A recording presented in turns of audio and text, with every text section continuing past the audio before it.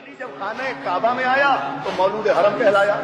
آنکھوں سے رسالت میں آیا نور رسول کہلایا، زبان رسالت چوسی لحموں کا لحمی کی مصداق کہلایا، بستر رسول پر سویا مرضات اللہ کہلایا، دعوت ذوالعشیرہ میں آیا شاہد وجود رسالت کہلایا، بزم عشیر میں آیا شاہد وجود رسالت کہلایا، بزم غدیر میں آیا کائنات کا مولا کہلایا، بدر میں آیا فاتح بدر کہلایا، احد میں آیا ناصر رسول کہلایا، خیبر میں آیا شاہ فتح کہلایا، خندق میں